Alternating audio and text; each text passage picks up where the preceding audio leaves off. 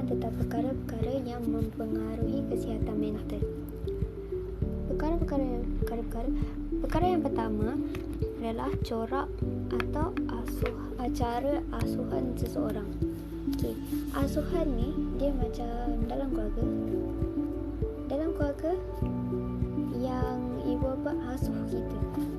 Kalau fikir keluarga yang bahagia, dia orang mesti keluarga yang bahagia ni akan cakap dengan baik, dengan lembut. Dia orang akan menghargai sama sendiri. Jadi tak ada masalah mental dekat situ. Sebab semua orang saling menghormati antara satu sama lain dalam keluarga tu.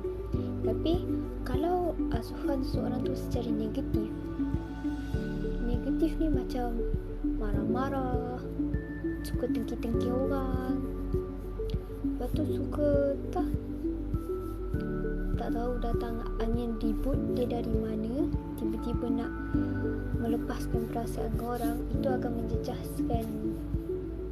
menjejaskan kesihatan mental seseorang yang ada dalam keluarga tu. Okey. Yang kedua, tahap pendidikan. Tahap pendidikan ni macam sekolah rendah, sekolah menengah dan sekolah menengah tinggi pada sekolah rendah, sekolah menengah dan IPT. Yang ketiga, agama dan budaya. Yang keempat, pengaruh persekitaran. Pengaruh persekitaran ni contohnya kalau yang membuatkan kesihatan mental lagi teruk seteruk-teruknya, persekitaran yang negatif. Kelima dan second last 5. Keistimewaan, kelemahan dan pencapaian seseorang. Perkara yang terakhir mempengaruhi kesihatan mental, kesihatan fizikal.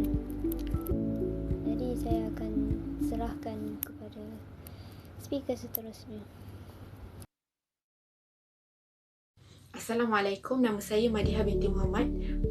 Hari ini saya akan menerangkan tentang tanda-tanda mengalami masalah kesihatan mental. Terdapat 6 tanda-tanda anda mengalami masalah kesihatan mental.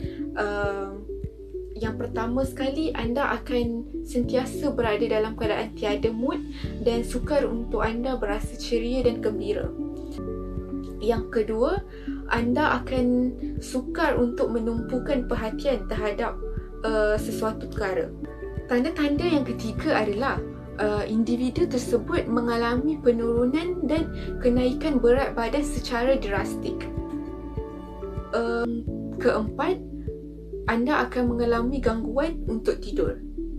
Individu tersebut akan mengalami penyakit insomnia seperti di mana mereka berasa sukar untuk tidur pada waktu malam.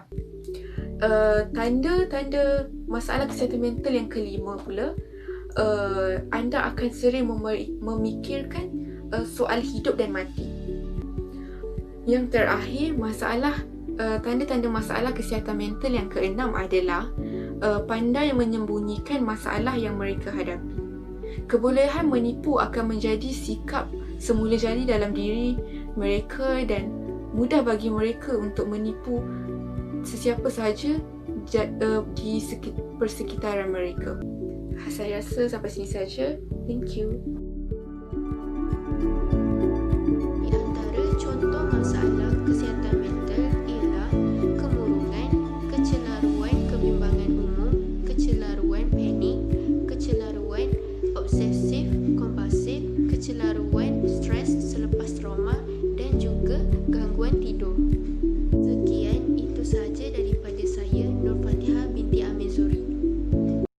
Seterusnya ialah kepentingan menjaga kesihatan mental. Kepentingan menjaga kesihatan mental ini adalah sangat penting kerana ia amat berkait rapat dengan emosi kita. Yang pertama sekali adalah kita dapat mengawal emosi dengan baik. Macam yang saya cakap sebelum ini, ia amat berkait rapat dengan emosi kita. Jadi apabila kita dapat menjaga kesihatan mental kita dengan baik, kita mampu mengawal emosi kita dengan baik juga. Okey, seterusnya ialah kita akan sentiasa berfikiran positif. Okey, berfikiran positif ini bermaksud kita akan sentiasa cekal dan tabah menempuhi segala cabaran dan halangan yang akan kita lalui. Dan terakhir sekali ialah kita mudah disenangi oleh orang ramai.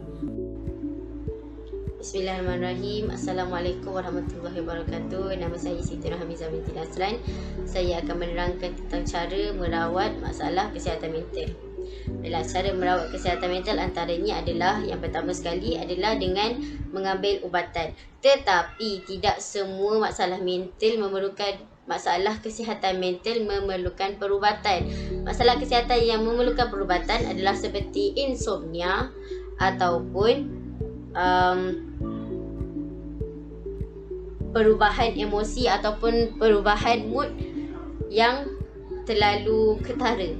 Ya, masalah perubahan emosi yang terlalu ketara. Dan yang keduanya adalah cara merawat adalah dengan berjumpa dengan pakar, berjumpa dengan professional terapis. Terima kasih.